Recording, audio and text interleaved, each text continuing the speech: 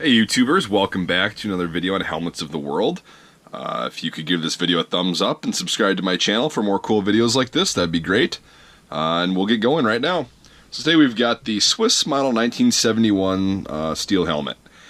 So this thing replaced the model 1918 and 1918-40 in about 1971, and then by the late 70s this was the primary helmet of the Swiss military. So I've got the what's referred to as the TAS 83 Alpenflage or Liebermuster camouflage cover on it. I'll be taking that off in a second, but this was the actual camouflage pattern for the Swiss military until about the early 90s, and it was pretty interesting because they kind of ripped off the World War II German version of the camouflage. If you looked at that pattern, it's very similar and almost identical in the color scheme. But anyways, we'll kind of get to that in a second. It's held on by 4 hooks on the inside of the cover, and then you've got the little drawstring back here to kind of tighten it up. And foliage band, and from the front it kind of looks like a bonnet, you know, like a red camouflage bonnet, rust colored. But it is what it is. So that's just the cover. It comes off really easily. I'll show you one of the hooks right there. There's 4 of those hooks on the cover. One there, and then 2 on the other side. So this is what the actual helmet itself looks like. I think this is from a medieval design. It looks like a halberdier helmet, kind of modified. And it's a really cool design in theory. Like, it should work. I did ballistically test one of these, and I don't know if they just used the wrong kind of steel or what, but it didn't do so hot. Anyways, we'll get past that. We'll just admire the look of it. So it's kind of an odd looking helmet, just like most Swiss helmets are. I don't think they really gave much thought to how goofy they looked as long as they worked. At the front, you've actually got a pretty wide field of view the way this is designed, and it's really cool. It kind of goes down the side, so you do have ear protection, but it isn't the Stahlhelm style design, you know. It's got more of an M1 appearance to it, which is kind of cool.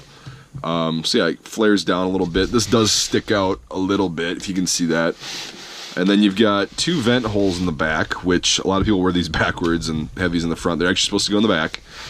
And then you got the liner rivets, which we'll show you in a second, you know, what those actually hook onto and stuff.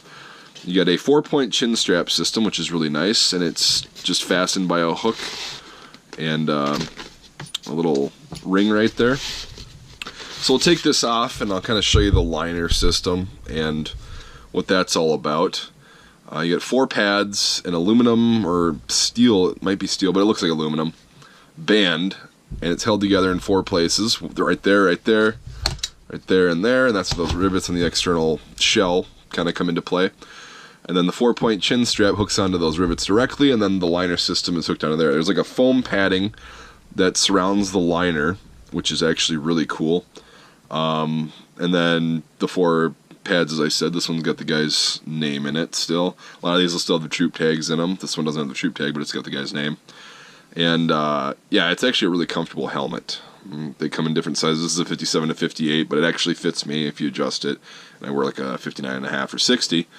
But yeah, this helmet's really neat. I've always liked the shape of these.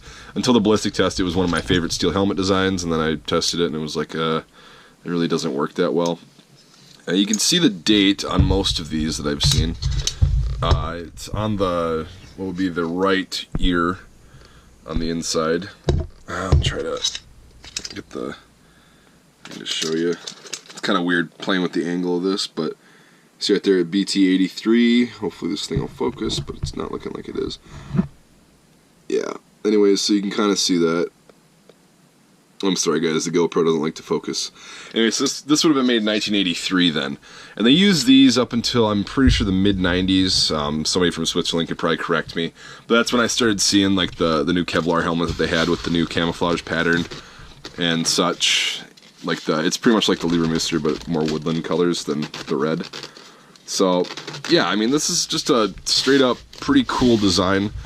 They were common on the market a few years ago, but now they're kind of getting to the point where they're looking like they're not as readily available as they were, and they're getting more expensive, which is kind of surprising to me. I did have these available in my shop at one point. I could have them again, but they're not really cheap, so that's why I kind of avoided them. Maybe they'll get another shipment in, who knows. But they're fairly heavy, they're fairly heavily built, And I'm sure they protect against dirt clods really well, but as far as direct hits, this performed very poorly compared to like other style helmets that bent instead of just gave way and cracked. So I guess the design was not for direct hits, as you know most steel helmets aren't. But you know, still, it's a pretty solid helmet. It's got the kind of paint that's got the texture to it to break up the shine a little bit, and it doesn't look like it's sawdust or anything. It just kind of looks like globs of paint. I'll try to show you that really close here. See, it looks like just paint globs.